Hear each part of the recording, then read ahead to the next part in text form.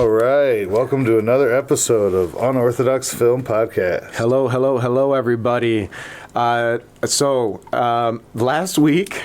episode, it occurred to me that we exited the episode without determining our topic for this week. We did, yeah.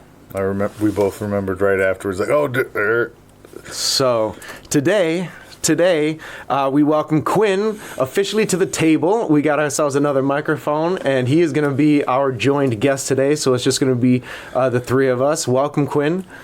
Thank you. Happy to be here. Excited for today's topic. So we're going to start the day talking about Clockers, which was our movie with a plot surrounding drugs, right. And we all watched that together.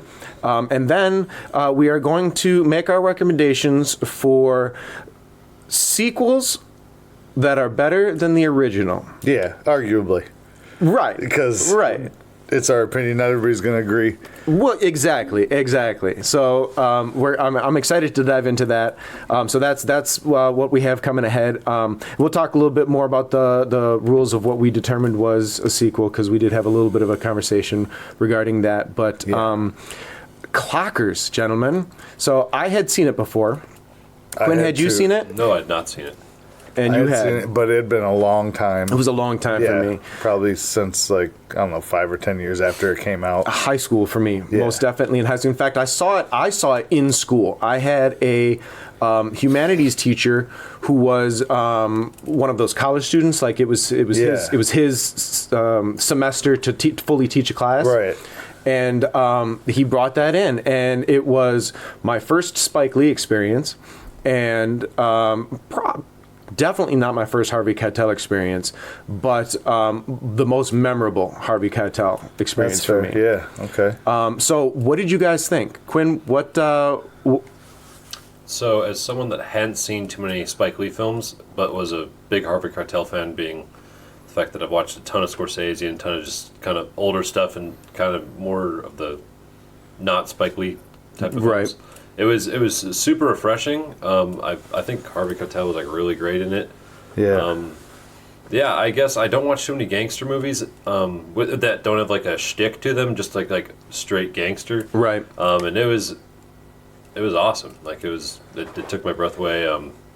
And just seeing the way the cops were back then, spreading the dude's cheeks and stuff. Yeah. I was just like, man. Yeah, it was about embarrassing and making a scene. The days before cameras, Yeah, thank God for the internet. Yeah, right. Thank you, Steve Jobs. So, Joe, what did you take? What was your experience now having a fresh watch? I mean, it was an amazing movie. Just cinematically, some of the wonders that were super long shots. Yeah, didn't feel like it, and they were extremely motivated. They were more immersive than just a wonder for the sake of a wonder. You know what I mean? They were really done well. The acting encompassed it. It was you felt like you were there, so you didn't think of it being one shot. Right. It wasn't until the scene's coming to a close where I was like, oh, the camera hasn't changed at all. Right.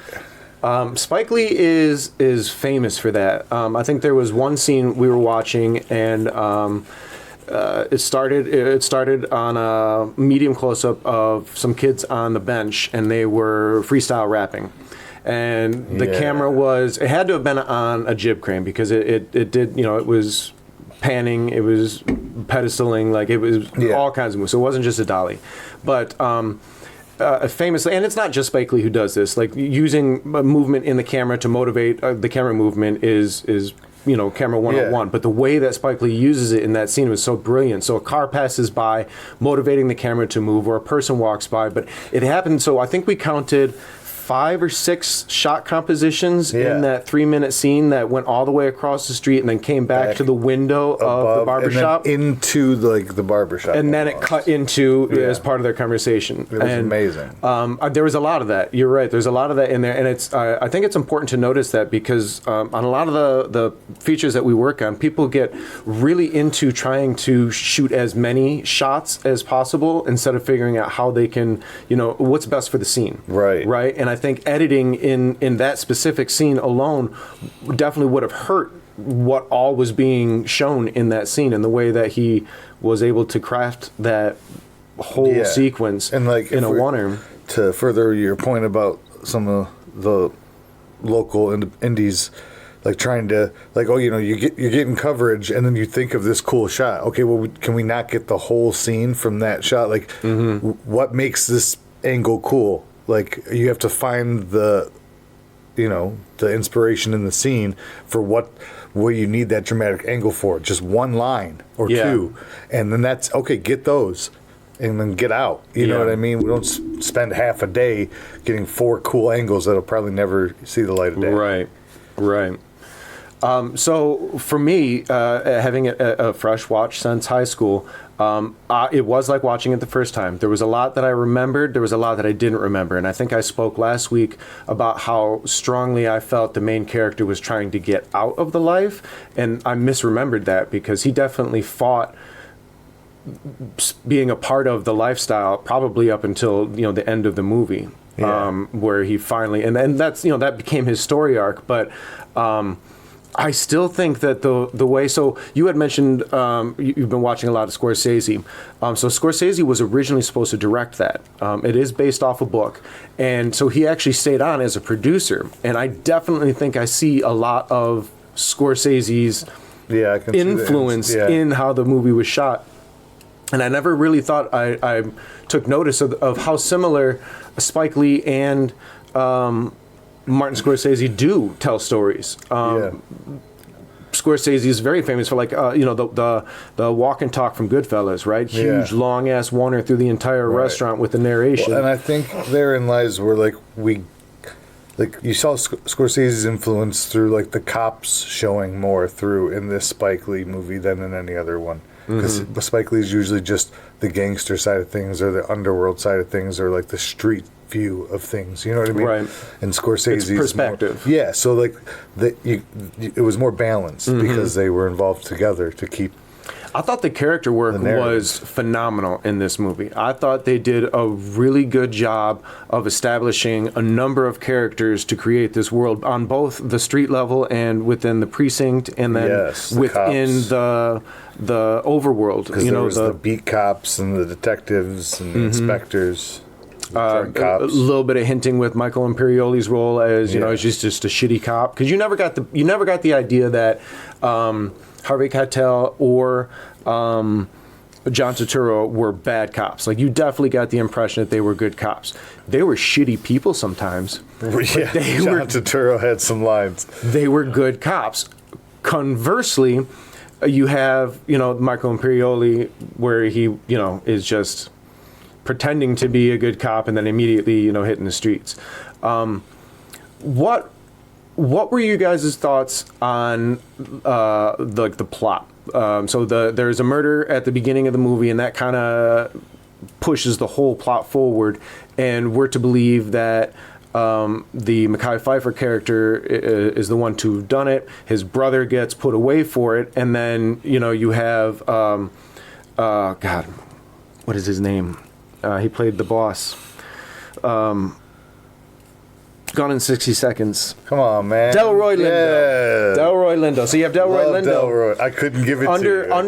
Underutilized. First off, that performance that he gave in that movie is incredible. But my question to you guys is, did the plot have you guessing? Did you think you had it overall as a story? I never thought Mekhi Phifer was good. I was like, no, there's no way. I definitely didn't think he was. I didn't think he did, but I honestly didn't think the brother did. I was convinced. At the beginning, I was like, okay, that's got to be it, but I was convinced by the end that it had to be somebody else. Yeah, I didn't think it would be I didn't think it'd be him. I think it would be more a more medium character. I was waiting for a new character to be introduced into Act 3. I totally thought it was just going to be a random red herring out of nowhere, like one of the other guys in the gang. I kind of did, but then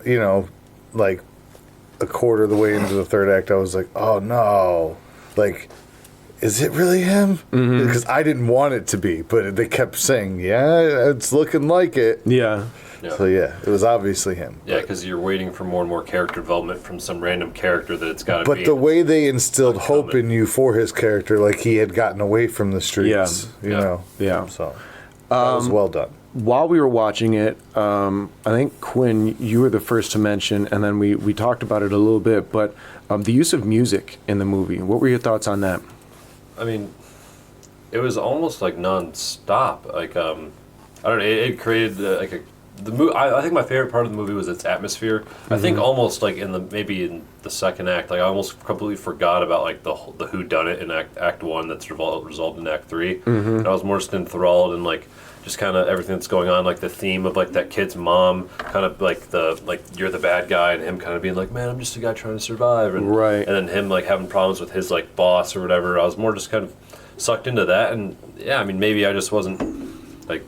I don't know. I was looking at it with such a critical eye. I kind of got tunnel vision and forgot about the whole whodunit thing because the movie was just so entertaining. Yeah. Like, in the moment.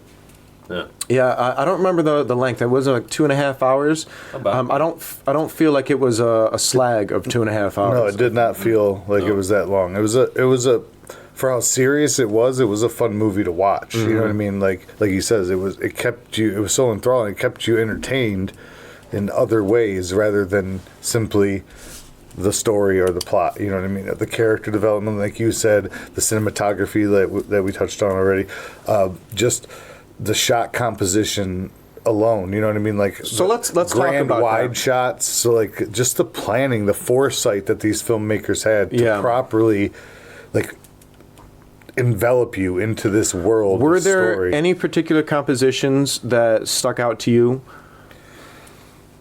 Okay, so like just the opening scene, like where they're like down in the street, and then they like pan up to see like his mom looking down on him, and like then it like pulls back, and you see the whole wide thing. The daytime scene when you see the cops come driving in, and then we see all the people looking at each other, the cues and everybody. Yeah, like it was the beautiful. orchestration like, that went into that. And it just pulls you into that world. Like you automatically felt the paranoia and the, you know what I mean, the way that they pulled you into it. It was gorgeous. What about you, Quinn? Were there any specific shots or scenes that stuck out with you? Definitely when they were, I mean, it happened a few times. It was more like a lighting gimmick. But when it was like the super, super overpowering light from above in the interview room, that was kind of representing like the angelic innocence, or like the angelic innocence that they want you to think is there. Yeah. Maybe it isn't, maybe it is. You know, and the way they kind of used that through like introducing the first act. I don't think it really was in the second, but then kind of coming back at the end. So when I wish I could remember his name. Mekhi Phifer's character was in his. There was a shot of him in his apartment, and the center of the composition was his window, and they had all come in, and he was sitting playing with his train set, and his whole, you know, the backlight aura of him, he glue, and there was a very slow song playing. I definitely noticed it there as well, and that was later in the movie.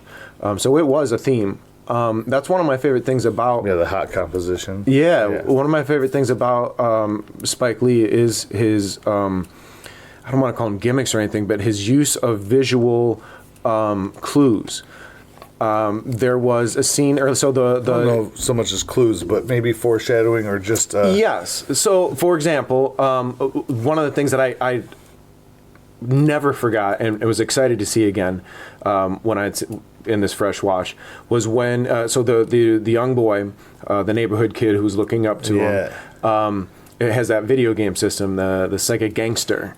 And it's a virtual reality. It's a virtual reality. 30 years ahead of its time. Yeah. I think it was awesome. But he's playing in the car, and he's playing a game where he plays a kid on a bike, and he goes up and shoots a cop. Right, and then that's early in the first act. And then at the end of the movie, but he mirrored that. Blows my mind. Mirrored that at the end because I remembered it, and I was like, no, don't do it, don't do it. And he fucking that scene. I remember the very first time I saw that scene. That was so impactful for me. You know, regardless of all the violence and everything that you saw throughout the movie, that young boy's life changed right then. And because he wasn't a main character, but he was around so much, and the influence of the street was there, that you saw everything that led to him innocently making that decision where he genuinely thought he was doing the right thing. And he tried to give that gun back so many times, and we didn't know. No, we didn't know, and because we didn't see him steal it, I don't think. No, but then eventually you see him have it, and you're like, that's why he wants to talk to him. Oh shit!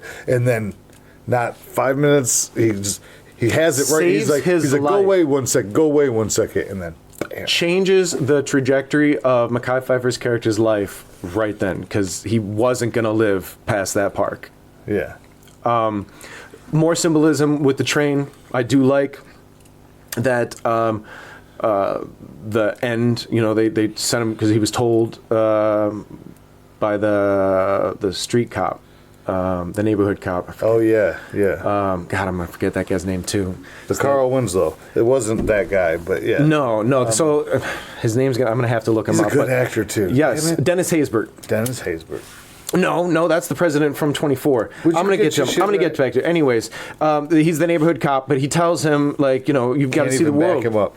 You got to see the world. Go. You love trains. Go do trains. So I liked that the end of the film closed out on him getting on a train because I liked the perspective that maybe he will get change. Away. And change everything. Yeah. Is there anything else you guys want to add about? Make it to the train. I totally thought he was going to die. Well, he had so many ulcers. He's puking and blood and stuff. Yeah. You had mentioned the lighting. I kind of wanted to talk a little bit more about the lighting of the film.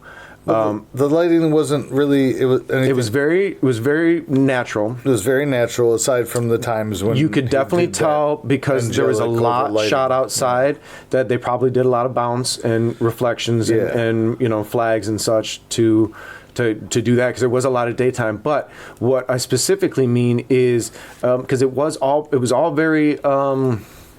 Was New York? It was they smart. Probably had a crane and then like a big 40-foot flag. But it was smart. The night scenes were so dark. They were darker than they needed to be, but they worked because you only saw enough of the characters or enough of the action on screen. So that it was for me a creative way to highlight, to vignette things was through that use of shadows. And then in the daytime, it was there wasn't anything overdone as far as the park and it was all done very well. Mostly done within that one location because when you really think about it, there weren't that many locations, but the movie didn't feel small. Right. And Spike Lee does that incredibly well. All those grand shots and those like close-ups that were wonders that turned to these grand wides and came right back and brought just beautiful cinematography. Yeah. And I think subtly staying in the fake vicinity of that block and then his boss's PJs, office and the projects, the restaurant. Man. Yeah, I mean when you're in the projects you kind of don't leave too often. They captured that well and it really added to the atmosphere that it was you're in the same spot but it doesn't feel small and it was cool. You were enthralled. Atmosphere is a big part.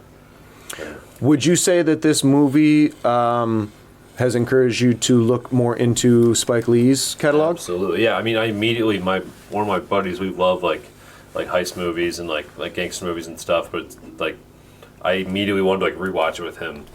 So yeah, I totally want to. And he actually watched Black Klansman with him, so I definitely want to check way more Spike Lee out.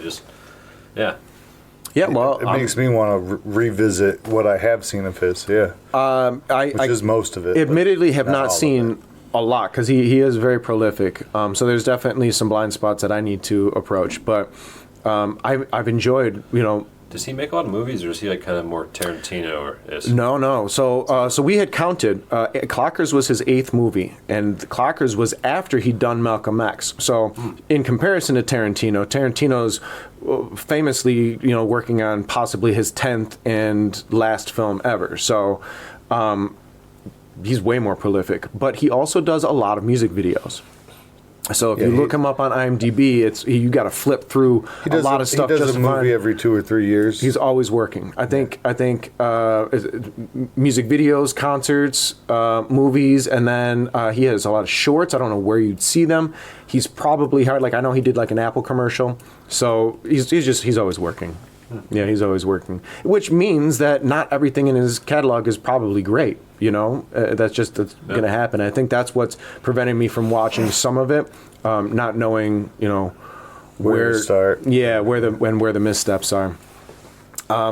So if there aren't any more comments on Clockers, we can move forward to our topic of the week. Anybody got anything else they want to add about Clockers? No. Go see it. Yeah, if you didn't watch it before listening to us ramble on, I'm sorry if we ruined anything, but that's just the way it's going to be. We told you what we were watching. No, it's a bit early for that, my friend. All right. So this week's topic is going to be sequels that are better than the original. In our definition, sequel is anything that happens after the first. So that doesn't strictly have to be just the second movie. So a trilogy is not a trilogy until the third movie comes out, and not all of them are planned. So a lot of times they just add on, and things sometimes get better. But so we decided that anything that was after the storyline of the first one, that does mean that prequels are not eligible, right? Right. Yes. Has to actually fall in the timeline as after the original story. So, who wants to start us out? Quinn, you want to start us out? You want to make the first recommendation? Yeah. So, I mean, for me personally, when we decided that sequels were better than the original, I thought of one of my all-time favorite movies, which is a sequel to a very mediocre movie. So, The Dark Knight. I think it's one of one of my favorite movies. It's very excellent, and it's the sequel to a very mediocre movie, Batman Begins, and it came out. I think it came out in 2011, and at the time, I mean, the Joker kind of shocked everyone. Heath Ledger, I mean, he died. Yeah. People, I mean, he died for the role. Great movie. I don't really know if he actually did. Amazing. They said the toll that the character took because he was famously a method actor. Yeah. But I think he was third also favorite Batman movie. Yeah. he was also famously, I think, an addict as well. Yeah. So he struggled with that, and that's what ultimately killed him. I agree. Dark Knight is definitely a better movie than Batman Begins. But Right. so how did you describe that? Mediocre. Batman Begins is not that good. It's really So I just want to hear. I want to hear your take because we come from different generations, and Batman Begins was a breath of fresh air for us. So I'd like to hear your. And I'm not condemning you. I'm genuinely I grew interested. up in an age where superhero movies Defend yourself, were whore. superhero movies were like kind of great. Like I grew up with superhero movies being pretty awesome, and you guys grew up with superhero movies being kind of lame. So I mean, personally, the Scarecrow was like pretty underwhelming. I don't disagree with you as far as a villain. Yeah, and sure, Liam Neeson's cool, and it's cool when he like curls like a 230-pound Liam Neeson over. I would ice. agree I thought Cillian Murphy killed it. I just don't think they gave him enough screen time. Yes. So I would didn't agree do that the villains justice, were but lacking in Qui-Gon that. Jinned him. But I think for me, when Batman Begins came out, I definitely believed even at that time that the villain story was a bit weak. But I didn't care because the new face of Batman was just like, it was darker. He was kicking ass. Like the last thing we got was, nothing wrong with the Tim Burton stuff, but the shit that came after the Tim Burton stuff was fucking awful. Joel Schumacher stuff. So to get back, we were promised because originally they were going to call Batman Begins, I think, year one or something. Like it was based off of, I'm not a comic or graphic novel reader, so I don't know. Batman Year One is like a super, super OG, Okay, so that's what it was. So that was the original concept for it. So for a decade, we were promised this dark, new approach at Batman, and since everything we had seen was so much brighter. And did you ever see the Batman animated series?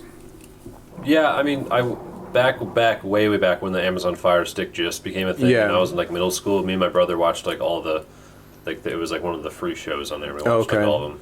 Cool. And it was that or Batman Begins. Not Begins. Batman 2000. I don't know. Batman Beyond. It wasn't Batman Beyond. Batman Beyond. Okay, because there were some ones, but the OG Batman animated series, what that gave us was what superhero movies weren't giving us, and it was this realistic adult, noir, Exactly. It was a different shade of animation for kids. It was like, okay, they're going to treat us with real stories and real, it was PG-13, but it was. But that was the darkest Batman we had seen. So it was a kids show, and it was the darkest Batman we had seen. So getting this promise of Batman Begins coming out and getting a solid origin story was exciting. But it is interesting to hear you. I mean, because you're right. Mediocre. Being able to see. It's a great movie, but in the spectrum of comic book movies in the 21st century, it's I understand. I get it. 7.5 out of 10. It's just. I get it, and to be honest, that's probably something that even on a rewatch, maybe I don't enjoy as much. I don't know. There was something to it. And the whole thing where he can't move his neck and the combat's just Batman should be. There should be some kung fu in a Batman movie, not him just kind of like acting like a field goal and like So- turning his Yeah. hips and punching people, with you know? with the Dark Knight, for me what keeps the Dark Knight and any following Christian Bale Batman movie from being perfection, because I think Dark Knight is super close to perfection, I really do, but with Batman Begins being that here is the lost, you know, millionaire, he's got to create, like it was the creating of the toys, the figuring out how he's going to do this. That was what we were excited about. We were really excited about the pre-Batman Batman. So the Tumbler made sense to me in Batman Begins. Why this rich motherfucker still drives a tank in the second movie is beyond me. Yeah. Just blasting through, destroying parking garages and buildings. Like there isn't a more efficient way to fucking do this, guy.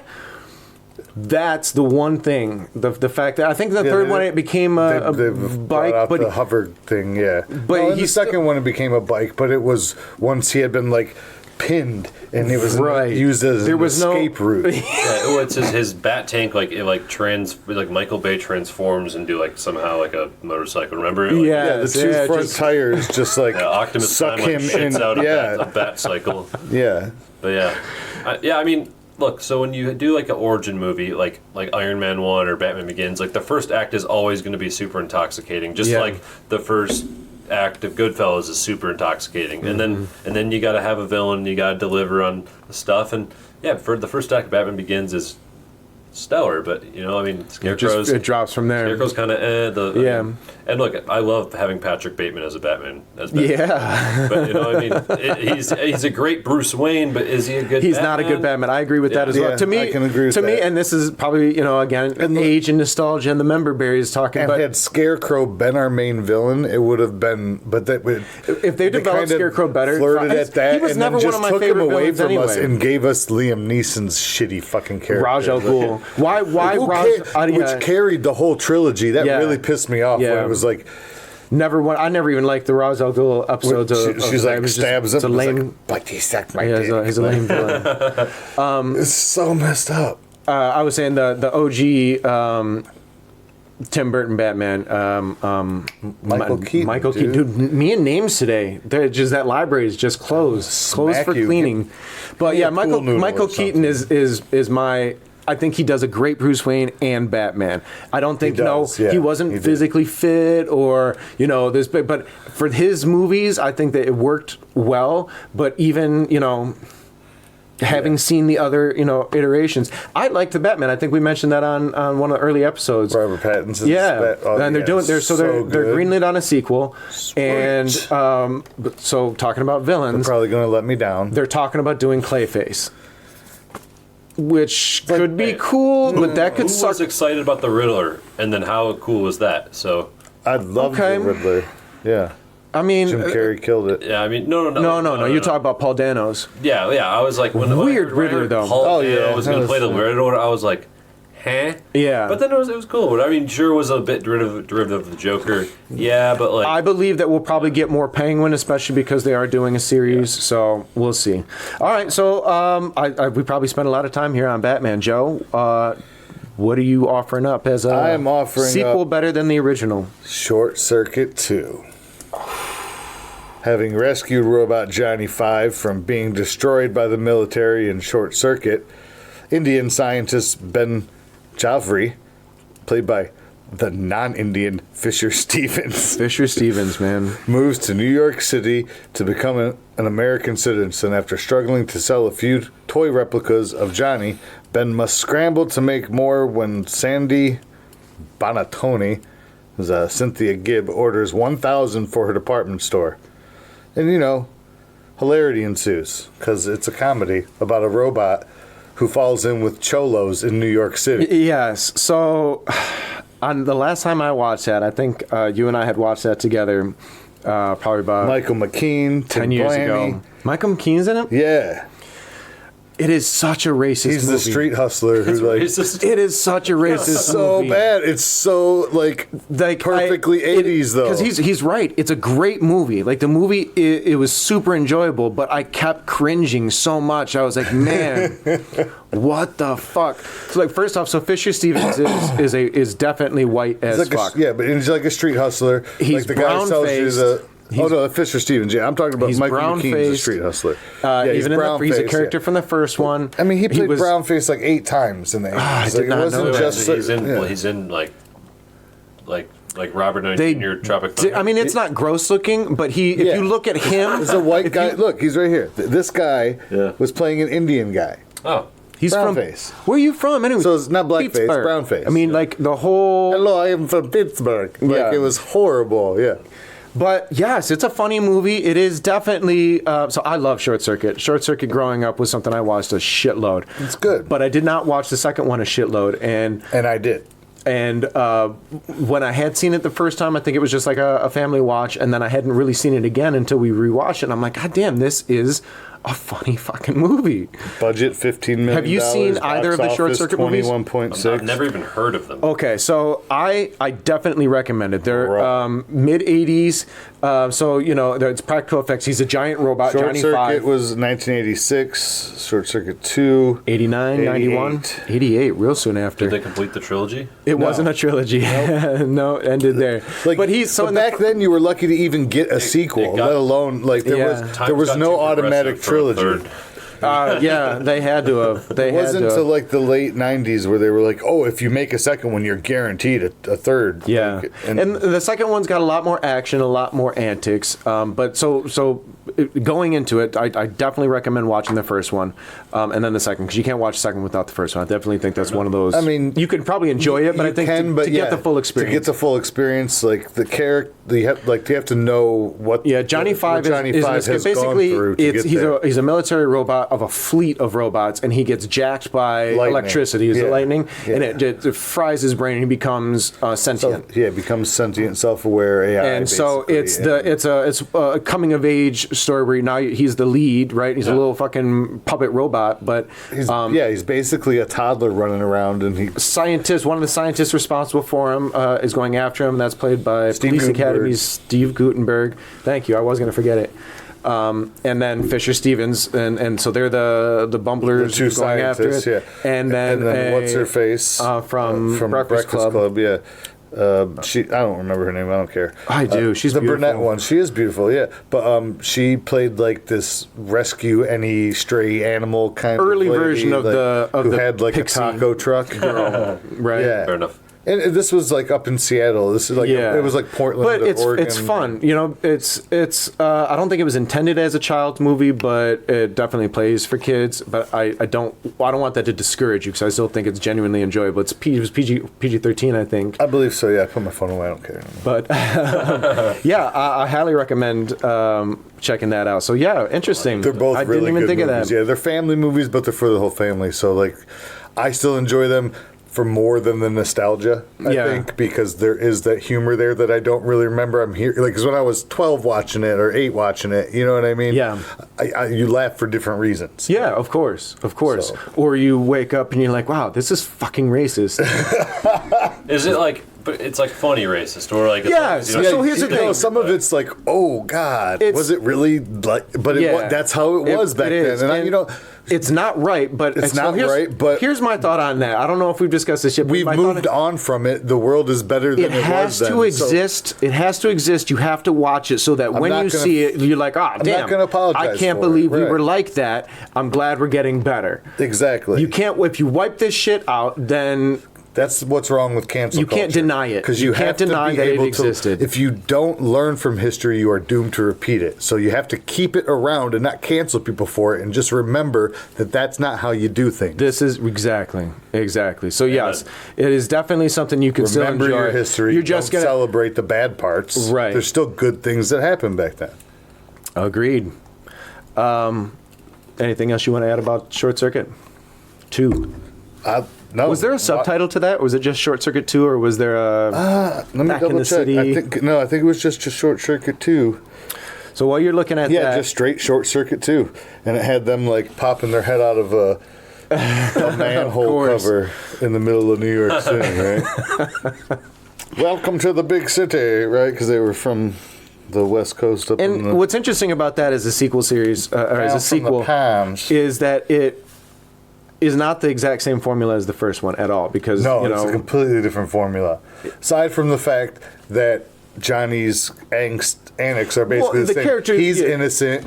But the plot format isn't just he mistrusts people. He gets in right. It's not a palette swap of what the last one was. It's actually not like Austin Powers. It's actually you like heist movies because these thieves get him to like use his plasma cutter to get into a bank vault. Like, Oh, yeah. It's like gonna have to watch it's it. Yeah, hilarious. because so if he's a child in the first one, he's a teenager in the second one mentally. So he gets peer Taken pressure advantage of, and yeah. So I got a question. So if the theme Yeah. is the theme, the second one's obviously better. Is the first one even worth watching? Or am I just Oh yeah, Oh, no, the first 100%. one, yeah. yes, it is just so like I was saying, You the need formulas to are see different. how the character grows because it's all about Copy. this sentient robot. The second and one how couldn't it have existed without the perceives first one. Society, right? But it is And it's- definitely worth seeing both. I mean, 100%. I don't think you'd be mad if you marathon the two of them back to back. Okay. No, yeah, because they're like each 90 minutes. Yeah. Of that. I think the Yeah. first one's like I They're could look it up. They're but easy watches as far as that You're goes. going to spend less than 3 hours at it.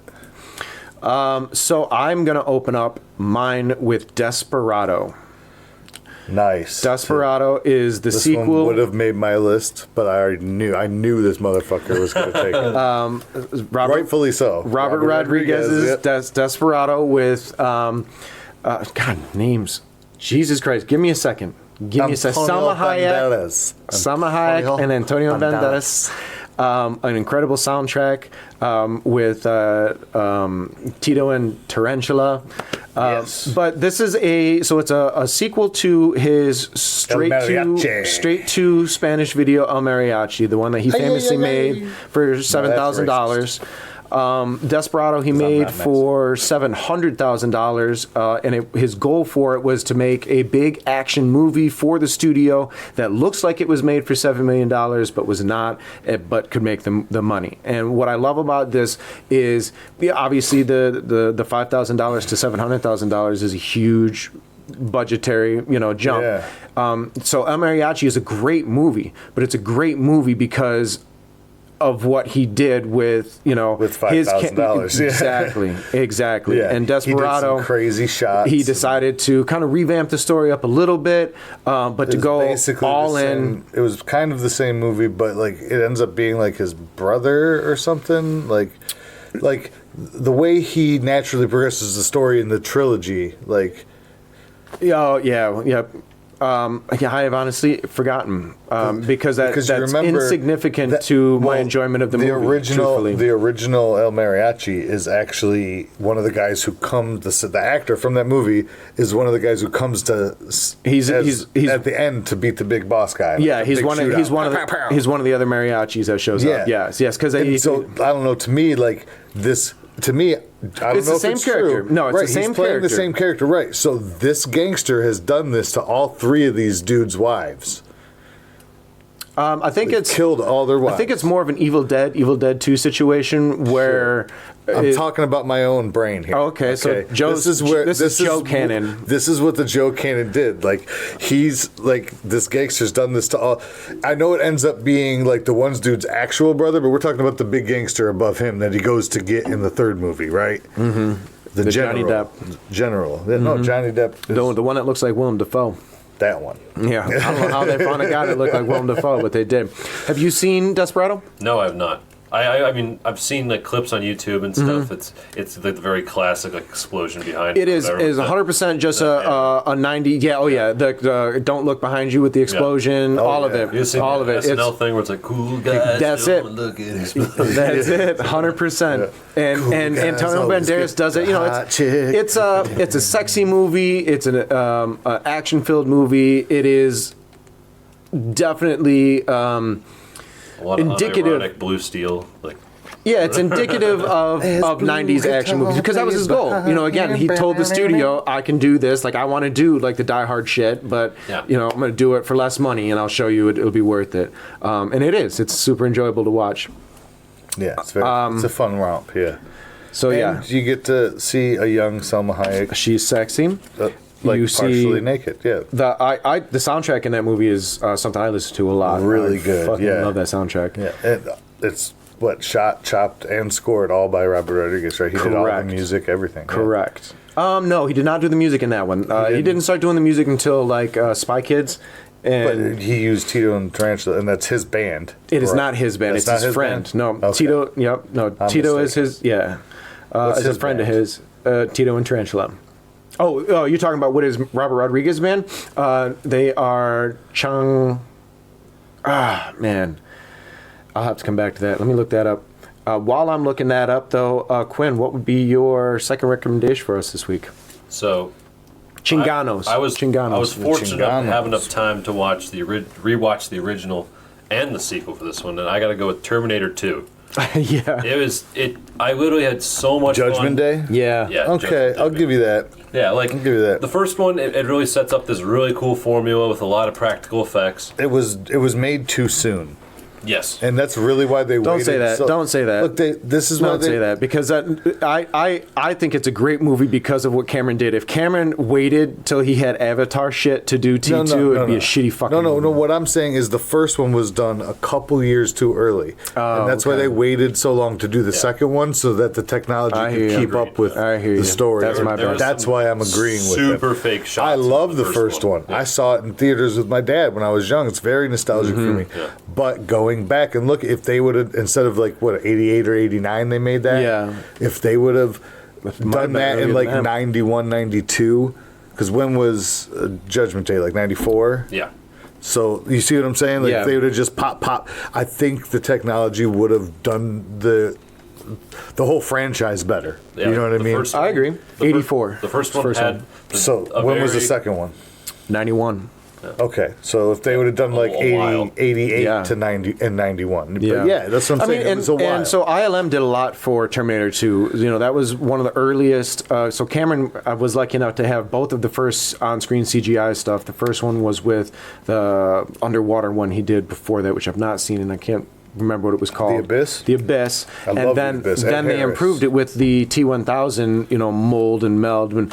But aside from just that, I think that Terminator 2 is a better story. Like overall, the whole It's movie. got layers. It's because the first one, like, you kind of get like Robo hunting Sarah Connor. Yeah. And there's time travel, but it's more of a gimmick. And then the second one kind of turns in this whole lore and this whole world. And there's like layers to it. She's escaping the asylum. Then they're stopping him from the thing. And then at first you think the Terminator's here to kill the kid, and then he's not. And then Right. The liquid metal guy, and I just think it's like the first one's great. The second one is just better in absolutely every way. 100%. Unless you love like practical effects or something, then maybe. There was still a lot of Yeah. practical effects in T2. They blew up trucks, you know. They definitely raced down that Calm down, canal, fellas. and Sorry. you know Just there James was Cameron. there was movie. Well, come on, don't. I said what I'm I not said. that. I I'm said not what I that. said. I'm not that into I said Cameron. what I said. But yes, Are you there's still. hating on Avatar?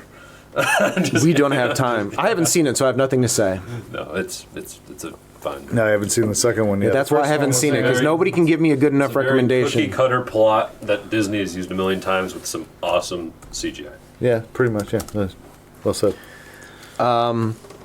So yeah, so Terminator 2, I totally agree. I think it's probably one of my favorite Arnold performances of all of his movies. It's probably when he got the like man, the dude. most refined of his performance. And I know he plays a robot, but you know, as His performance was so robotic. I think that's to his advantage. but Yeah. that's what I was gonna He say. didn't Like it's speak English in the because first I'm not asking him to be an actor that he's not. He's a character actor, Right, so sure. he we know what we can get from him. not a and, tumor. and I think Terminator 2 is one of Who his. is your daddy It's and better. what does he do? Oh, got me snorting. my dad's a gynecologist, and he looks at vaginas all day long. That little kid. Kindergarten cop. All right, Joe. Yes. Let's get your second recommendation, and then I will give one, and then we will take a quick break. Okay, what is... Oh, wrong way. What is my second recommendation? Oh, is that the right one? Yeah, we'll go there. I'm going to go with 2002's Red Dragon. Interesting. Anthony Hopkins, Ralph Fiennes, Ed Norton, Emily Watson, Harvey Keitel, one of our favorites, the late great Philip Seymour Hoffman, and Mary Louise Parker. So this is a sequel to the Silence of the Lambs, Hannibal Lecter Yep. series. And it's ex-FBI agent Will Graham, played by Edward Norton, is an expert investigator who quit the Bureau after almost losing his life in the process of capturing the elusive Dr. Lecter, Anthony Hopkins. After a series of particularly grisly murders, Graham soon realizes that the best way to catch this killer, known as the Tooth Fairy, is to find a way to get inside the killer's mind. And as we know, FBI agents love to use Hannibal Lecter to crawl in the mind of other killers, like Buffalo Bill and all that. And the Tooth Fairy is played by Ralph Fiennes, and he is truly masterful. Ralph Fiennes is so good. such a good actor. Is Silence of the Lambs the prequel to this, or like, what is the? Is there like Silence a of the Dragon Lambs- 1, or, Silence of the Lambs is the original. and Yeah. it's just, this is like in the universe. In the universe of, Yes. so it takes place after. It's a series of books, I believe. Now, this Ed Norton, this FBI agent, did catch Hannibal Lecter in the past. So, like before Silence of the Lambs, because he was captured. But this is later, so it is still a sequel. And he just comes and revisits the Doctor. Yeah, yeah. The prequel was, what was that one called? That was terrible Oh, movie. they're all right here. Raising Hannibal Rising. Yeah, yeah. Hannibal Yeah, it was bad. And there's Hannibal. And that I one don't wasn't remember very a good lot either. from Red Dragon. I remember enjoying it. Is that the one with the scene? Does somebody have like Sounds cool. a crazy tattoo on their That's back? Ralph Fiennes with that tattoo on his back. Yeah, that movie is It's bonkers. so good, dude. And that's not the one with Ray Liotta? No. No, 'Cause I didn't Ray hear you. Liotta. I didn't hear you mention his name. No, Okay, No, it's got Harvey Keitel and Philip Seymour Hoffman. Who I love. Yeah. We'll have to have a long conversation about Hoffman one day. Oh, yeah. He'd be a fun one to do. We could just do an episode on him. He's got so many good movies. Yeah, so I would look forward to seeing Red Dragon again because I'm not super familiar with it. So good. Have you seen any of the Silence of the I Lambs? saw Silence of the Lambs and I loved it. I've seen it like probably three, maybe four times, but I never really went into the expanded universe. It was kind of late. Yeah. It stood on its own, Silence of the Lambs, for a while. That was probably, 91 or something like that. 91, And it was exactly, yeah. 2000 something before. 2000, this was 2002. So it took them some time to say, oh, let's go back and like- revisit. This was, Hannibal was the second one, right? Yeah. And that was 2001, and it flopped. It did with- terrible with because it was a Julianne terrible Moore movie. I and think that's the one with Ray Liotta. Yes, Ray Liotta, Julianne Moore. And that's all the that. best part because he gets Hannibal eats he cuts open Ray Liotta's head and like eats slices his brain while he's alive, and cooks Oh, it and eats it with him. He's like- feeding him his own It's brain. like the Temple of Doom, but with humans. Yeah, That gorgeous, bug man. scene making me squirm, so I imagine the head thing would be gross. Yeah. So that flopped so hard that they just threw Red Dragon. They're like, go make this, Yeah. because they needed this. well, to, because they not kill thought Hannibal, just calling it Hannibal and everything else would be that's just. But they're like, we can't kill the franchise. Go. But Red Dragon was definitely a better. Is Hannibal Lecter a real person? No. He's an amalgamation, I think, of Couple dudes. several. Yeah, he's a character in. I'm fairly certain a series of novels because Manhunter was based off of Right, a novel, and yeah. that's in there as well. But that's not canon, I don't think, to that film. World. No, and there's other ones here too. There was what was it? Manhunter was one of them that wasn't the canon, and then there's another one, The Watcher. Interesting. It says. Oh, this is just people also searched for, so never mind. All right, so moving on, I am going to throw out Rob Then it says Zombie's 7. I'm like, that's not true. What you got for me, Brad? Rob Zombie's The Devil's Rejects. Okay, yeah. Yep, that was going to be on mine too, but I had a That feeling. is the sequel to House of a Thousand Corpses, which is a bonkers movie. I loved House of a Thousand Corpses. It's really But I good. think Devil's Rejects yes. is just a better fucking movie. It's more grounded.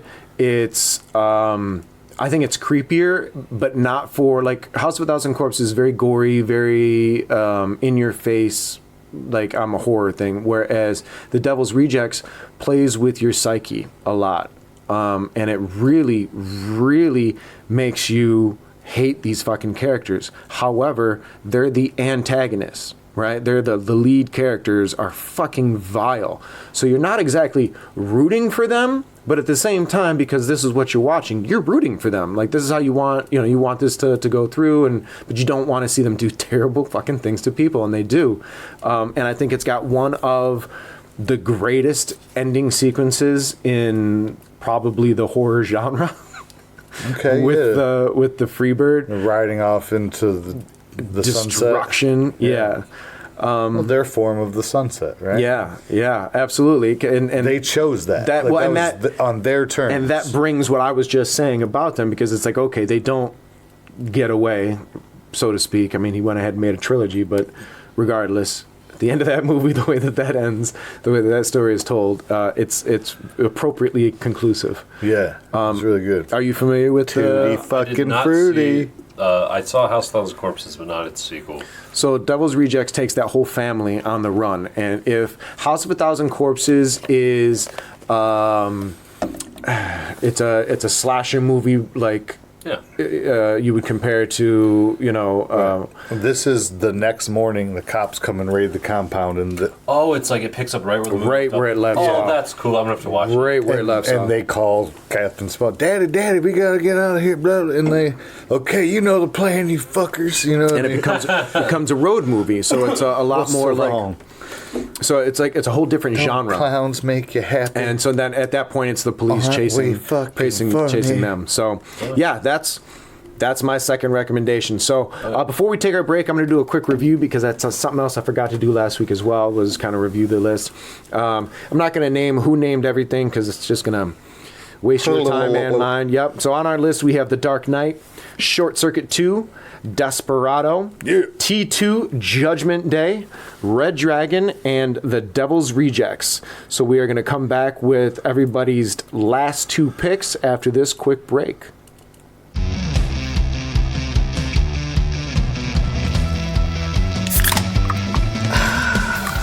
Breaking open the Truly.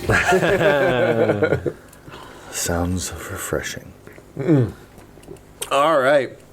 So we're going to get back into talking about movie sequels that are better than the original by our opinions. Quinn, we are going to come back to you. We each have two more recommendations to make. Are you ready? Yes. Okay. So I debated not saying this one, but I'm so passionate about it, and I really do think that it is like one of the biggest surprise sequels that I've ever seen. So, Jackass 4. Did any of you guys see it? Interesting. The newest one? The newest one, Jackass 4. It is... Jackass Forever? Is that Forever, yeah. Yeah, Jackass 4, yeah. It is, I have not seen it yet, no. It is... So, the first one is obviously classic. But a lot of the first one is, like, them getting hurt or, like, gory, where you're like, ooh, or just... It's a lot of, like... But the fourth one is so... like particularly designed where every single bit is just so funny. There's no like the one where in the first one where they're just giving themselves paper cuts or getting kicked in the balls. It's like literally only funny stuff. They've truly made an art of it. Yeah. Can I ask? Down to I'm telling you, because when I've heard of this, like somebody lost a finger, like 3 people almost died, like the fourth one. Yeah, art is pain. Okay, so here's my question. I've never really been designed to be painful. This is not art, like pain for the sake of art. This is just like that was me being tacky. I know, and well done. But it's fuckery. Yeah, at its finest, and really for the worst. Like I mean, good for them. I'm not like, oh, okay, you got famous off, you made some money, you made your mark. Okay, but like you're going out intent on hurting your friends or yourself, and like probably indefinitely and permanently injuring you or loved ones. Yeah. For what? Like it's a cheap thrill. Yeah. Like, so that's where I'm at. It's not real entertainment to me. I haven't really watched a lot of the Jackass movies. I think I saw 2.5, which I didn't really love, and then I learned was like none of 2. It was like a whole different. Yeah. Alternate takes and whatever, and so it was like the shit that ended up on the floor, made into another feature length. And I watched some of the show. I probably more enjoyed watching BAM for a while, but it's the same thing. Like it's chicanery, and Excuse me. Oh, Sorry. that's all right, Joe. You do you good? I'm good. All right. So yeah, I never really found entertainment in it. That being said, do you think that come the fourth one, is it smarter? Like, is there? Like they did a whole Silence of the Lambs. Like they're like bits now. They're not. It's not just like, oh, we're gonna kick someone in the balls. Like there's like comedic bits. Like they did this whole Silence of the Lamb thing where they were completely in the dark, and they literally had like they let a grizzly bear into a room where like, and it was night vision and stuff. But the grizzly bear was like chained up, and they had this whole like 15-minute sequence of like these three guys were in this room in the complete pitch dark, and like different things come in, like they drop tasers from the ceiling, and then like an actual grizzly bear comes in, and like they make them think like spiders are on their neck and or stuff like that. I mean, I don't know. The movie was just like, I mean, I see what you're saying. Like there's like I put it right under orchestrated. Borat. Yeah, it's more orchestrated and stuff like that. But I still don't. Okay, great. They got a better budget. They were able to do more pre-production rather than just like, we're going to go here and try this. You know what I mean? They got to actually plan some really horrific stuff. But I signed out, like I'm from the generation of like CKY and shit, like before there was actual Jackass and when they were doing it all on skate videos and stuff. And I grew up with like my friends doing stupid shit like that. Like we'd be watching a movie and one of them would come out of the kitchen from making nachos and just like throw flour in your face. Be like, antiquing. And I'm like, nobody ever fucked with me like that because I would fuck them up. Like I'm all for like impractical joker stuff, but like practical jokes can go too far. Agreed. And I think that specific group of friends has been the epitome of taking it too far. Okay, and good for them for making money off of it, but I refuse personally to participate in bettering that or perpetuating it. Right. So if you love it, great. Yeah. I'm sure people out there love it, and I don't hate you for it. I just, like, one of my favorite skateboarders and comedians died from that shit because they just couldn't stop fucking with each other and couldn't ever take themselves seriously. Ryan Dunn? Yeah. Yeah. Mm-hmm. That's what I thought you were talking about. All right. So, Joe.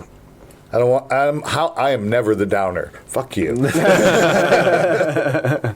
Yeah. No, Jackass forever. I get it. Joe, what is your next recommendation? I'm gonna have to go with Tales from the Crypt, Demon Knight. So they had their first movie, Tales from the Crypt. First feature length was Bordello of Blood, right? Yeah. With Dennis Miller and some ladies or whatever. Corey Feldman was in it. Whatever. It was all right. The first one was okay.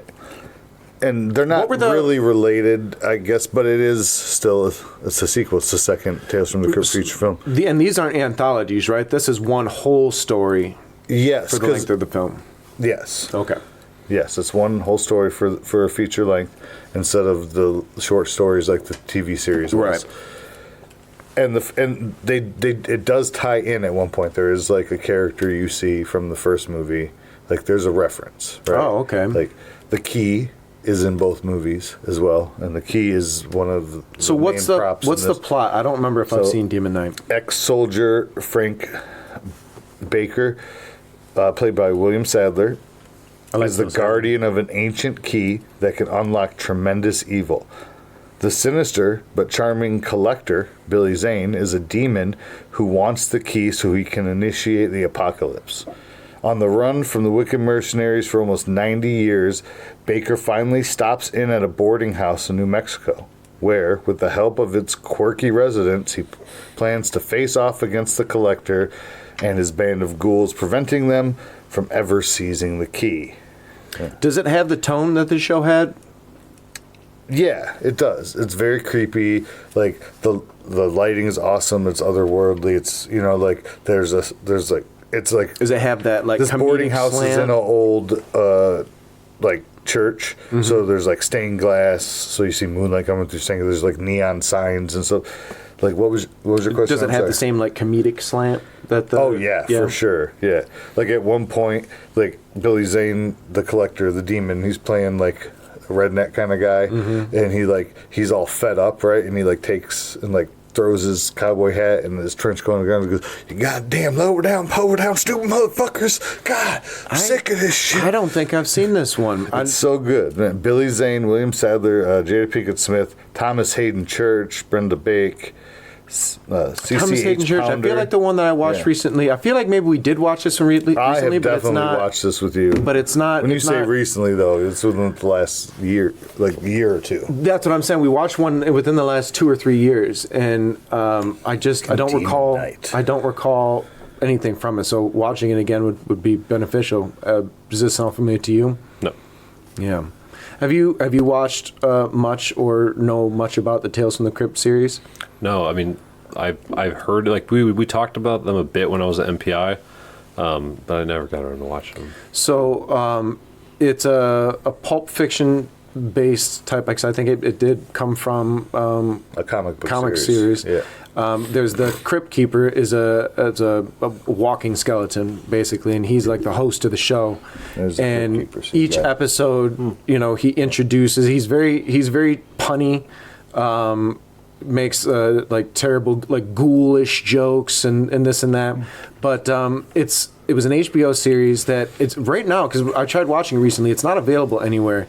But when it does become available somewhere, which might make it difficult, Joe, if this one comes up. Oh no, because if we just watched it recently, we should watch it. You know what? I think I fucked up. No matter what, you can. I'm looking here. There's movie sites where you can watch any movie for free. Unless this is wrong. Yeah, I gotcha. It says Bordello of Blood was made in 1996. But ultimately, what I'm saying is I do recommend this was Tales from the Crypt. 1995. It was mid-'90s. It Okay. introduced the TV series on HBO had a lot of famous directors, like Arnold Schwarzenegger famously directed I'm going one. to have to renege my... Oh, wait, because it's not a sequel is what you're saying? It's not. It says 1995. Oh, I'm just Bordello catching on what's going on. And Okay, Bordello well, of Blood is then I guess- 1996, and I cannot recommend Bordello of Blood over... so we got to spin the wheel back over to you, Joe. You got to pick us a new recommendation. I got to go back to... Bring that list up. Well, I could jump straight to my number 4, but I think... Yeah, I'll do that, and I'll just add another one for 4. So I'm going to go Dr. Sleep. Okay. Dr. Sleep, which, if you're not familiar, is the sequel to The Shining. Mm-hmm. And it's struggling with alcoholism. Dan Torrance remains traumatized by the sinister events that occurred at the Overlook Hotel when he was a child. His hope for a peaceful existence soon becomes shattered when he meets Abra, a teen who shares his... I probably said that wrong, whatever. His extrasensory gift of the shine. Together, they form an unlikely alliance to battle the True Knot, a cult whose members try to feed off the shine of innocence to become immortal. And this is Ewan McGregor, Rebecca Ferguson. This came out recently, right? Caleb Yeah, Curran. 2019. That's Obi-Wan. Yeah. Yes. Yeah, a strong Ewan performance. McGregor. Yes, a very strong performance. by Ewan Obi-Wan. No, McGregor. he's from Train Spotting, man. You're like, okay, Obi-Wan to your generation, but you need to watch some movies and see why he's Obi-Wan. Yeah, Because that's fair. That man... So he put in his dues before Obi-Wan? Oh, He's yeah. so good. Dude. Oh, yeah, no. He's been killing it for like at least 20 years. Was he in Gattaca? I don't know. I don't think he No, was that in was Gattaca. that was the other guy. Oh God, Ethan Hunt. It was Ethan Hunt, yeah. Ethan Hawke. Ethan Hawke, Hawke, and yeah. But yes, Ewan McGregor's been around quite a while. Yeah, I would Ewan definitely McGregor. Yeah. definitely go back and I like he said, Train Spotting. That's a good place to go. That's where he really got his start. He'd done some things before that, but nothing really. He was in another movie that I recommended on the podcast. He played Iggy Pop. Oh, that's right. In Velvet Goldmine. Goldmine. Yeah. Well, he wasn't Iggy Pop, but he's fucking Iggy Pop. Okay? Dr. Sleep is directed by Mike Flanagan, who is like killing it in the horror game, but he's the one who directed Black Mass. Ah, okay. and he took a lot of care in making Dr. Sleep in the world of The Shining, the Stephen movie, King, because yeah. because the movie famously does not go Follow well the with book. Stephen King, Right. So, but making this, I haven't read Dr. Sleep, so I don't know if the movie stays close to the book or not. But he wanted it to be like canon to the movie over the book, Right. Which it does, but it's still true enough. Like, okay, if you read the book The Shining and still enjoyed the movie, then you can read Dr. Sleep and still enjoy I the agree. movie because I agree. it is of that. But Well, I guess that's not for everybody. What I But was for pointing me, out was just definitely. that as a filmmaker, and I don't wholly love a lot of Mike Flanagan stuff. Sometimes it's a win, sometimes it's a miss for me, and that's just how I feel. But I appreciate the care that he took in Dr. Sleep in creating a visual look that Kubrick had brought to Yes. The Shining and to a modern day. Like I thought he did a really, really good job at recreating the Overlook Hotel. Very, very much so. And, Have you seen it? I'm gonna have to watch it. the way. Have you seen The Shining? Yeah, I saw The Shining, and then I saw the trailer for the remake. I was like, "Oh, cool, Shining remake!" And then I haven't thought about it. So it's not since really a till right remake. now. So the boy in The Shining is Now an adult. grown up, and that's who Ian Yeah, McGregor sequel. plays. I should have said sequel. Yeah, it's definitely a sequel. Yeah, I basically saw the trailer and then hadn't thought about it till right now. Fair enough. Yeah. Well, we might be Have watching you it. actually seen The Shining Yeah. before? Okay. Yeah, he did say he saw that. How long ago have you seen that?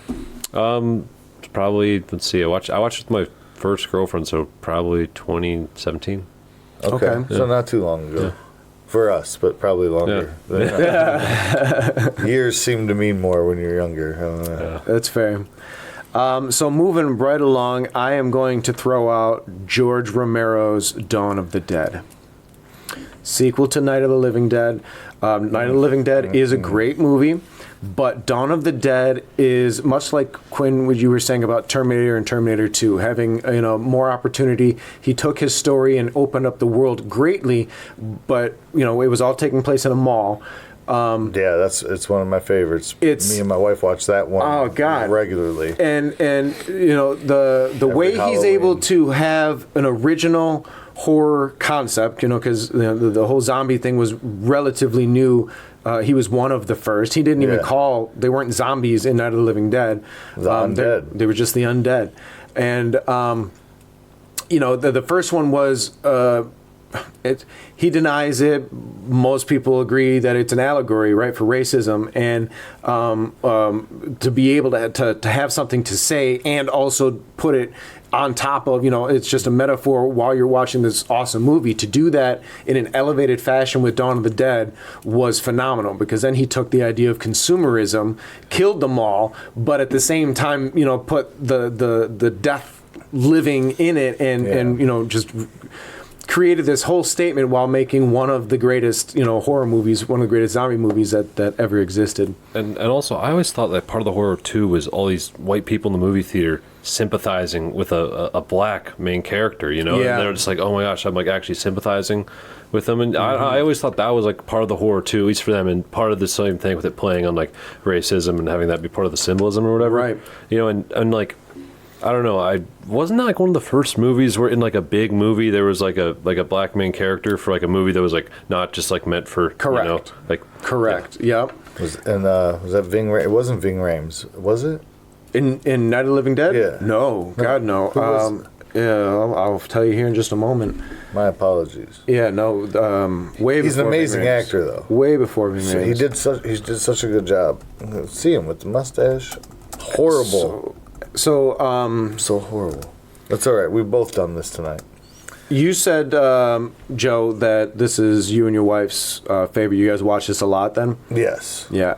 I haven't seen it in a while. I don't watch movies on repeat as I used to. I love when Dwayne they- Jones is the guy who played Ben. Dwayne Jones, yes. Dwayne Jones. But what about you, Quinn? Have you seen Dawn of the Dead? Yeah.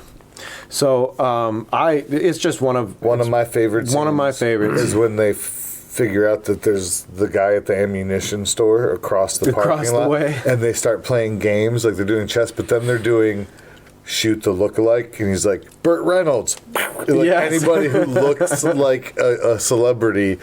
and he's like the pacing of that movie was so much different than the original movie, and again, it's one of the things where the filmmaker hate the one guy. The filmmaker benefited from something he did before, which what is one of the things I think is so fascinating about this topic that we've chosen today, because a lot of times the discussion is the first movie is the penultimate, and everything after that is trash. But sometimes, and Mekhi Phifer's in that too, right? He has a wife. No, you're thinking of the remake, Dawn of the Dead. I was wondering why you kept saying that.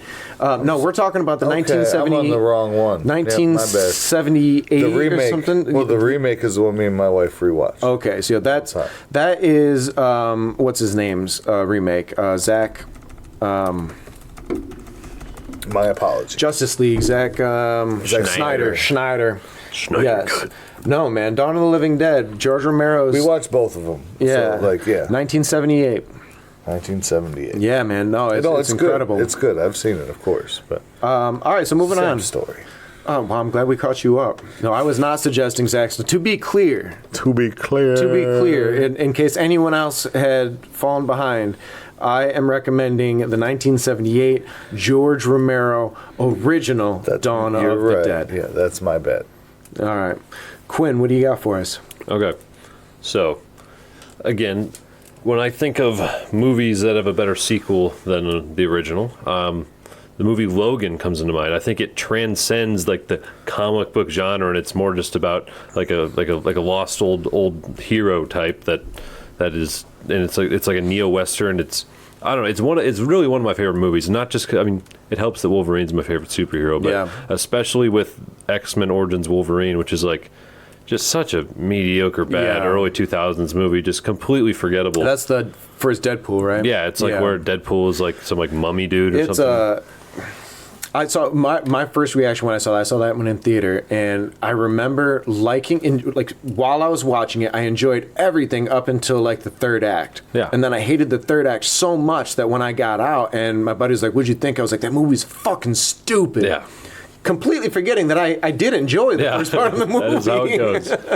Yeah, no, the first two acts of X-Men Origins Wolverine are a very classic action movie. It's very like Die Hard-esque, very like simple writing, not much depth, no like B-plot or anything. It's just Wolverine, and it's cool. It's Wolverine. He's not a complex character, right. You can dig in the whole like he's alive forever, so there's nothing to live for kind of thing. But they didn't do that. That was more like the middle samurai one. But again, that's kind of like that one wasn't great. It was just another superhero movie. Yeah. But I think Logan really hits its stride. I think it's really beautiful. The way he is able to finally be the father figure, and him and his clone daughter heal each other, and then the way that him Professor a lost disenfranchised Professor X can finally become a family that they all need, and then also the movie's just sick. He fights his clone Logan. Yeah, have you seen it? Yes. Yeah. I can't agree with you. You don't really? like it? I didn't dislike it. To be clear, before we get into discussion, I've not seen it. It took too long. Too long in years to get there, or the movie takes too long to get to its point? The movie takes too long to get to its point. Well, so from what I understand, most people I've seen it at least 5 times, and each time, at about the certain time, I was doing this. I didn't actually fall asleep, but I started dozing. I missed it in theaters, and I tend not to watch heavy movies like that. I don't watch a lot of movies now on my own. If I'm not watching it with some people, it's a motivator. So, this show has helped me watch more movies on my own. So Logan's probably one that I'll finally watch. So I haven't avoided it, but I missed it in the theater. Well done, but most people recommend it very heavily. So your taste is your opinion is new to me. Yeah. I didn't know. So we've never talked about it because I've never seen it. It's not a bad movie. I just don't out of all of the sequels. No, he's right. The first half of the third act. Out of all the Wolverine ones? Yeah. Which one do you think's better? Which one would you say is better? Strictly. I was just thinking X-Men. No. Strictly Wolverine. Strictly Wolverine. Yeah. It's got to be the better of them. They all kind of shit. Well, I still want to see Logan. So we're saying Origin, the first actual X-Men Wolverine, or that's the first Wolverine movie? Is that is the first Wolverine movie, yeah.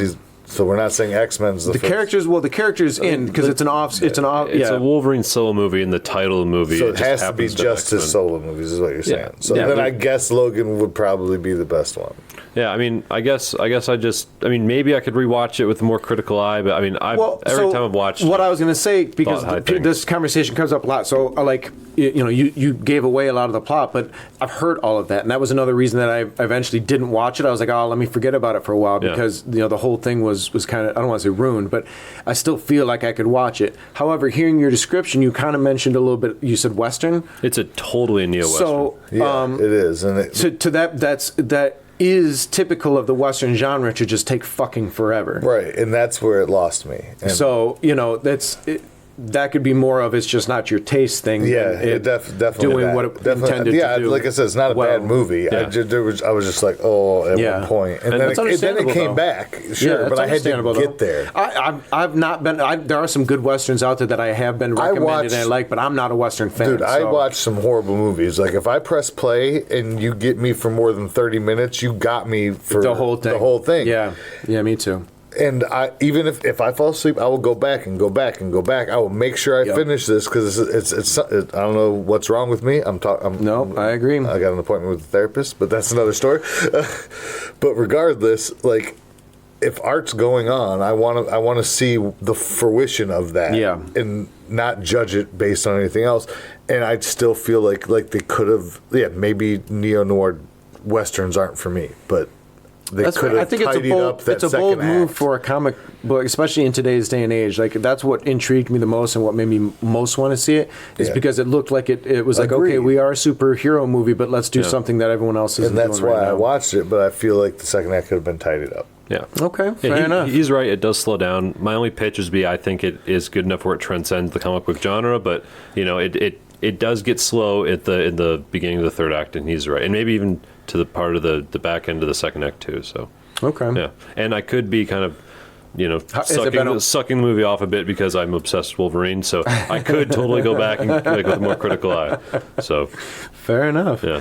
All right, Joe, that brings you to your last choice for the night. Sure. And that being said, out of all the just Wolverine movies, you're not wrong. Yeah. It has its flaws for me. Anyways, my next one. Oh right, I got to go back to the list because I broke my own rules on the last one. Yeah. So I had the Devil's Rejects on here. Did that.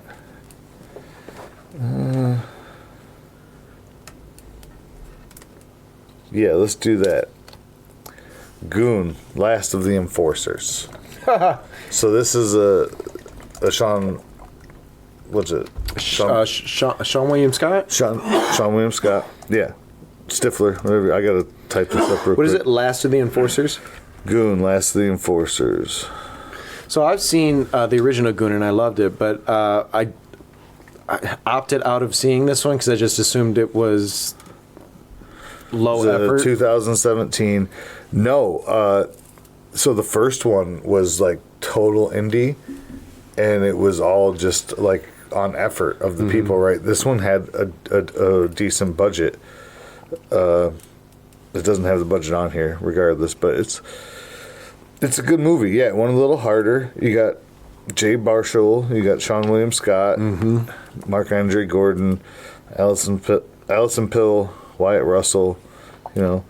Obviously Liev Schreiber comes back because he was in the first one as the kind of his mentor.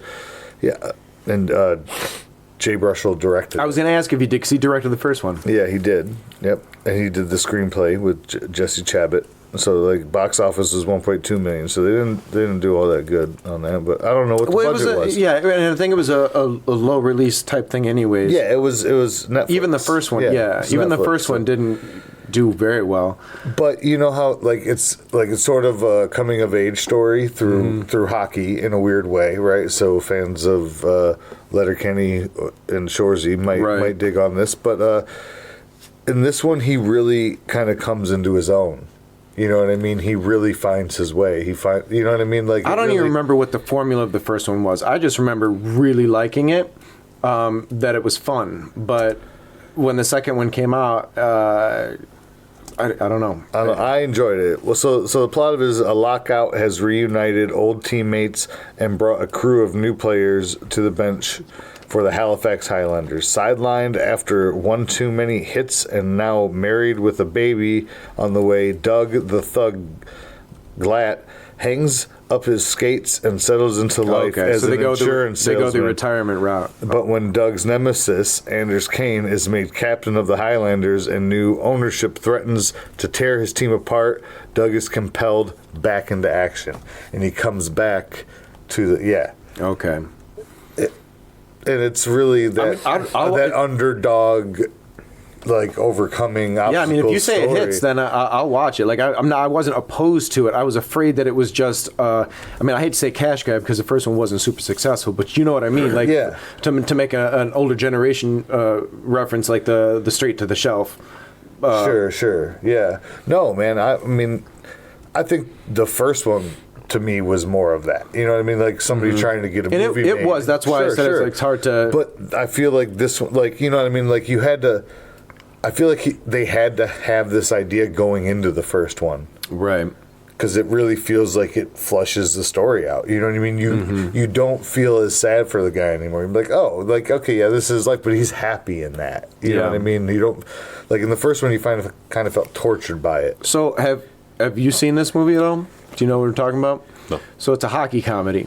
I do recommend the first one. So if Joe says watch the second one, Reckoning to the old school '80s of maybe the movie Slapshot. Slapshot. Yeah, I remember. Like that, you know, I remember making that observation myself. And this is about hockey hooligans. You know, like basically what he does is play like AA or AAA hockey, and he's paid to beat the shit out of people. And he's like, I'm a hockey player. Like, no, you're a goon. Yeah. And he has to, the first one, he has to face up to that. And the second one, he's like, accepted that, retired from that. He's like, oh, he's found a life and he's happy, but he still loves his team. And then some shit goes down. He's like, well, fuck it. I'm going to go goon it up again. And yeah, it's heartwarming. So I'm looking over the list, and these are all great recommendations. But it's ridiculous, too. It's slapstick comedy. I'm sorry, go ahead. Are you done? I am done. Okay. I'm looking over the list, and there's some great recommendations here. And I've got to make my last recommendation, and I'm torn. Because I do have some on the list here, but I don't know what kind of statement I know, and I was just torn, and I settled Goon too. So but mine are, okay. Having not seen Goon 2, I can't make the adjustment, but I've got some good choices here, and so do I. So you used half of mine. All right. So I think I'm gonna go with Bill and Ted's Bogus Journey. That's on mine too. Nice choice. You had mentioned Bill Hadler earlier, and I was like, oh man, he's definitely gonna show. So I saw Bill and Ted's Bogus Journey first. So maybe it's order. No, I say no. I owned the VHS like straight, like with the like studio art on the cover, like not like released. Like, oh, we bought one that people have rented at Blockbuster 100 times. I got like the first one, or the second one. The first one. So I watched the shit out of that. Mm-hmm. So when the second one came out, I at that time I went and bought that shit myself with the. It's just I think it's a funnier movie. Loved it. Yeah, it stepped. It was like, okay, if we can get away with this, let's. And it just did. Like Tina Turner is amazing in it. She's funny as hell because she's basically playing the Rufus character. Yeah, and so it's but Rufus shows up. Right. Rufus is in it. Yes, he does. But at one point, Tina Turner unzips herself and it becomes Rufus. Right. And it's just, so she's kind of playing of course. The George Carlin Rufus character through the Tina Turner skin. It's just, many layers of satire and comedy and just beautiful funniness. It's and the dude who played Death. William Sadler. Yeah. Love it. Yeah, so he made appearance twice on the list today. Well, no, he got knocked off. Dude, he was Demon Knight. And the trilogy, when they finally did music, with Bringing Home the Music or whatever it's called. Face the Music, right. But I couldn't say that was better than... No, definitely not. 2 was better. But if they hadn't brought William Sadler Becker's death, I'd have boycotted that fucking movie, for dude, because he's the best character. For sure. Have you seen the Bill and Ted movies? Okay. Don't shoot me, but I only watched the third one. Okay, no, there's no judgment here. No judgment here. You might as well just watch them in reverse. Yeah. Yeah, second one is definitely the best one. And no, you don't need to see the first one to see the second one. I saw the second one for Station. It's just a better movie than the first. And I can't say the first one's bad. I just really love the second one over the first one. Me too. So I am going to read these off again for our list tonight, and then I got to number them. So while I'm numbering them, I'm gonna have you guys start. Yeah. Or you want to talk about the ones that were on the list? Well, okay. So what do you guys want to do? I think we should talk about next week's topic first, and then we'll come back. We'll come back and do our honorable mentions. I agree. So I'm going to tally up these random after I read these off, and then Quinn, if you could suggest a topic for our next episode. What you got for us, buddy? So not yet. What's there next? This is our list for the night. For movies sequels that are better than the originals, we recommended that you watch The Dark Knight, Short Circuit 2, Desperado, T2 Judgment Day, Red Dragon, The Devil's Rejects, Jackass Forever, Doctor Sleep, Dawn of the Dead, the original, not the Zack Snyder, Logan, Goon, Last of the Enforcers, and Bill and Ted's Bogus Journey. You left Demon Knight off of there, right? Because I fucked up. Did you hear me say Demon Knight? No, I didn't. I'm just calling myself out for. So Quinn, what do you think we should talk about on our next episode? So there was some talk about doing like the theme be movies about music festivals, but I mean, if I'm picking, I don't know a single movie about music festivals, and I love heist movies. I think if I'm picking, I want the next week's theme to be heist movies, and I guess you can be loose with it where as long as you can pitch it as a heist movie, like for example, or should I give examples or like no? Yeah, okay. Yeah, well, so we like to try to give like one quintessential, but please don't say loose like that. Like there are so many movies about robberies that like I could frame and be like what kind of heist movie? Does it have to be can one person pull a heist, or does it have to be a group heist? It can be a one man, it can be a group job, as long as there's that's 8,000 movies already. Does there just have to be a heist in the movie, or is the movie resolved around planning and plotting of a heist? Yeah, I think the central focus of the movie should be the heist. There shouldn't be like, that heist scene. So what is your one quintessential example that none of us can use? Well, like obviously, like Heat is like the quintessential heist movie. Yeah, nice, bro. That's like the heist. That's like saying like sci-fi and saying like Heat. Empire Strikes Back or something like. But I mean, yeah. I guess in terms of the parameters, just have it be a heist, like an undisputable heist movie. Like there's no real debate to it, and that kind of should narrow it down. We keep it wide enough where we can have fun with it. Does it have to be like professional thieves? Because there are like.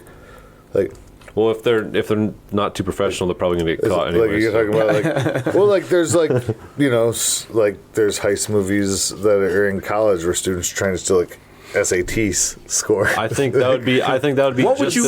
I guess. So I think maybe a better question is, what would you veto? Yes, that's a better question. Thank you. A movie where the heist is maybe part of one, like just act one. I think that if someone was to come with one of their four was would The Dark Knight be a heist movie? What about The Dark Knight is the fact that the Joker opens up with a bank robbery, but. Yeah, because we used it tonight. Because we used it tonight. That's a good one to throw out. The whole point of the Dark Knight is not a heist. There's a heist in the opening scene, and sure, the Joker at one point. I got one. I definitely want to add to that list. I'm excited for that. Sure, at one point the Joker burns half the. No, cut you down. I just want to understand it. Yeah. But a lot of that was filibustering while I did the thing, and the thing is done. So I'm going to hand the die over to Quinn. I'm not going to throw it on the ground. Yeah, don't throw it all over the ground. Okay. Please don't be Jackass 4. Number one. Number 1 is Desperado. Hey, okay, cool. All right. And I own that, so if it's not on streaming, I do we as can well, watch it. Where's my phone? Oh, it's right here under Up my your blind spot. butt. So let's take a look at Just Watch and see where everybody else can watch this. We do highly recommend that. You do. That's why we recommend it. We recommend you watch everything we talked about tonight. But if you listen, or if you watch the movies that we choose, like for example, Desperado, For before nothing the next but sheer episode, enjoyment. We don't get any kickbacks. We don't. We don't have deals with anybody. We're not getting any. We just enjoy. Wait, you these guys, films. you guys are getting a percent? You are. Aren't you? Well, you're a better negotiator. No, my point. My point is that I encourage you to watch the movies that we do, that we choose, so that at the start of the next episode, it's hard to not talk about spoilers when we're talking about a movie like Clockers. Yeah, when we go in depth, when we're touching on when we choose this movie as Desperado is our movie of the week here. Don't come back and bitch we spoiled it. That's what I'm should have saying. watched it because we gonna spoil it. All right, so you can rent it on We're going for Desperado. it. Desperado is available in quite a few places. You can buy it. You can rent it on Apple TV, Amazon, YouTube, and Vudu. It is streaming on something called Fubo. It's available right now on Showtime. Boobo. So it's a $3.99 rental across the board. I highly recommend this movie, and we're going to watch it and talk about it next week. So honorable mentions. Quinn, Yes. what didn't make your recommendations for the day, but was worthy of watching? So we have, in terms of honorable mentions, Harry Potter, Prisoner of Azkaban, just my favorite Harry Potter movie. But they're all kind of the same thing. I mean, there's some Harry Potter fans they grow. They grow. Each movie grows. It's just my favorite one. I knew I wasn't going to say it, but in case you guys stole all my ones, I was just going to say it. I knew. Yeah, that's why we have extras. Exactly. But my main honorable mention, and I honestly, I chose Jackass 4 over this to be controversial and to strike up interesting conversation. But Empire Strikes Back was what I almost said instead of Jackass 4. Okay. Yeah. All right. I mean, Empire Strikes Back is a classic. Yeah, movie. it's almost Yeah. it's almost like the quintessential sequel, and that's almost why I didn't pick it. But Touché. I think so many series have come out in the Star Wars universe, especially now Probably with would have Disney. got less conversation out of me. Especially with Disney Plus, putting out a lot of series. So while I think, maybe 5 years ago it would have been like the obvious pick, Yeah. I think now with so many generations experiencing Star Wars in different orders, that I think it's still definitely important to talk about. Yeah, that's a good point. because my little brother would probably tell you that Revenge of the Sith is the best Star Wars. He would be sequel. wrong, but I would listen to him. It is a sequel. Yeah. Oh, it is. No, Yeah. it's not. That's a prequel. It's a sequel to the prequels. Yeah. I guess. It's you're a right. chronological You're right. It's a sequel sequel. of. No, but It's a sequel of some and a prequel to others. I get it. Allowable. But the format we laid down, it would not qualify. That is true, Because actually. in the timeline, it is a prequel. So in this episode, technically, chronologically, it was released as this. That's my bad. That's my bad. Anyways, But Empire the Strikes Back does count. so one of my that didn't make it is Return to Oz. Okay. Okay. So we've all heard of The Wizard of Oz. Return to Oz. Great movie is- too. It's I forget when it was made. It was late 80s, I don't know. early Is that 90s. Debbie Mazer? The little no, girl. Veruza Balk. Veruza Balk is a little girl, and it was definitely the 80s because there was Jack the Skeleton King or something like. No, there was I don't know. There was a Skeleton Jack, right? And he was a pumpkin, and he looks just like Jack Skellington. 1985. 1985. Yeah. It was gorgeous. It was a lot of it's a creepy puppetry, movie. Jim Henson, and You it's very seem to have a creepy. little recognition for it. Have you seen it? No, what I thought he was talking about was the movie with James Franco, and I was like, no, hey, that's a good movie. But I've seen The Wizard of Oz. Not Oz the Great and Powerful. I was but like, my sister-in-law did the fantasy makeup. My for that. sister Ellen was Crow, my shout sister out. was one of the many. She was an extra. Background dancer. Yeah, that was extras, shot in Michigan. One of my And buddies Pontiac. in 6th grade was like, he would say he's an actor, but he was an extra that actually got a decent. I mean, face time. listen, Sister I love was too, background. yeah. There's no shame in Oh, being no background shame. extra. You know how many It's people important. make make a living just off of being a stand-in. Yeah. Because a stand-in doesn't, like, you need to be able to emote what the, like, if the DP and the director, before the actor comes on, are asking, we need this from you, like, they need to see what it's going to look like in that light, in that frame, the way the actor would do it. So you're not just standing there, you're paying attention, you're part of the art. It's it's a pivotal role. Was that the only one that you had on your? No. I thought we were doing one in a round. Why? No. Did he mention more than one? Yeah, I mentioned. I mean, do you have more? In terms of the other ones I had on there. Yeah, fire them off. We don't have to do a full conversation. Alien 2, Evil Dead 2. Alien 2, really better than Alien? I don't think. I think so. Alien 2 is just a different kind of movie for me. I honestly, it's an action movie, not a horror movie. Yeah, they're different, but I don't know. I liked it better. I don't know how much better it actually is, but I personally enjoy Back to the Future 2 more than Back to the Future 1. I don't think it's like there's a giant gap though, like there would be with like how I said, like The Dark Knight or something. Right. I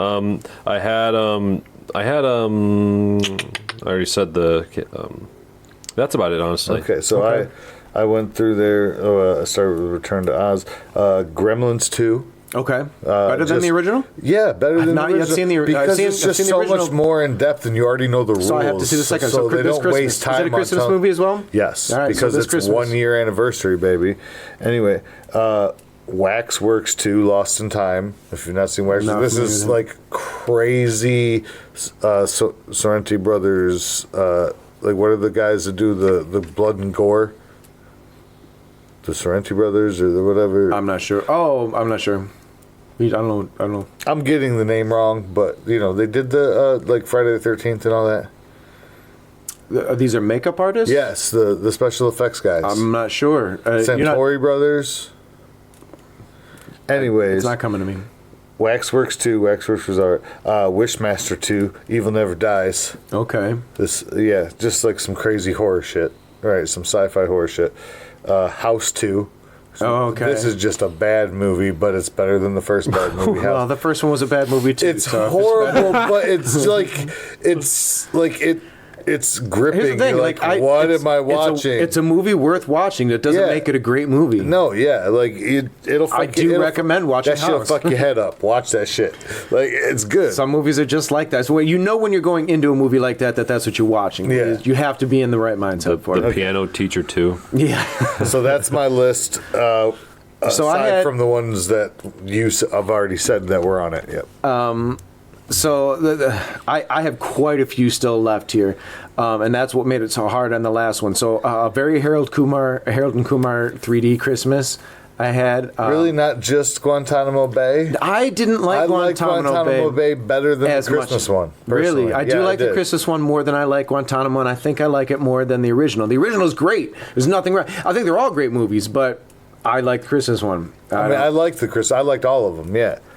Mission Impossible 2, I thought was better than Mission Impossible 1. Tron Legacy was one that I was heavily thinking about talking about because I do think it was so good. It was such a better movie than the first one. It. She always kills it. She's amazing. I didn't watch that. I saw it like when it first came out, and I was so little, and I remember thinking like, this is awesome. Yeah, I think I need to watch it again. And it's one of those ones where I recommend you watch that. I don't recommend that you watch Tron. Like, I just don't. I've seen it. Watch it if you want to. But as far as like saying recommend, Tron was good, but it was like the first Terminator. It was made too early. Yeah, they didn't wait enough for the technology. So like they did some cool things in film that had never been done, but because they were so focused on that type of, they didn't focus on a story. I mean, the story was strong, but it was so kind of like bland. Yeah, like they were trying to be like, well, we're computer programs. We don't have a personality. I'm like, it's just boring. So the last ones here, I've got a few, so I'm just going to fire them off. Mad Max Fury Road. Yeah. Top Gun Maverick was an ace of a movie. I was really surprised. Blade 2, Halloween 2018. Blade 2? Oh, no. Blade 3, sure. No, not 2. I like 2. Guillermo del Toro, I like it. I mean, it's better than the first one. Better than the first one. But it's better than the first one. I like Trinity as well, but... Okay, my problem was, like, when they would like jump away from the person to do like the WWE thing off the top of the ropes back towards that was them. Trinity. That was that was Triple the second H. one. It's been a while. Go back and watch it. It's been a while, so I really can. But then the last one on the list that I could have mentioned was Die Hard with a Vengeance. Okay, yeah. Not Die Hard. I'm not saying 2. Die Hard 2. No, fuck no, not Die Hard 2. Die Hard with a A Vengeance. Good Day to Die Hard. Can fuck off and die. Live Free and Die Hard with Justin Long and That's- that Timothy one- Oliphant. That's where the one. cycle started going on. It's Like- an okay movie. It's an okay movie. If I'm gonna say anything but the first Die Hard, it's gonna be the one with Justin Long and Timothy Oliphant. I mean- not that I don't agree with you. The one with the Die Hard with a Vengeance Vengeance is good. is just with, a better movie. Yeah, with fucking Samuel L. Jackson. It's just a and- better yeah, movie. Totally. All the way around. I just enjoyed Justin Long and Timothy Oliphant. So. If there's any movies that you thought should have been talked about this week, let us know. You can reach us at UFOstudio.detroit at gmail.com. And Quinn, where can people find you? I am on Instagram at Quinn, Quinn, dot, as in like period, and then McLaren, McLaren, no caps, no spaces. You can also find me under, you can reach me through the email they just stated, and yeah. You can reach me at bfordclark at Instagram. And you can reach me at chaotic_artisan on Instagram. All right. Thank you, everybody, and we will see you next time.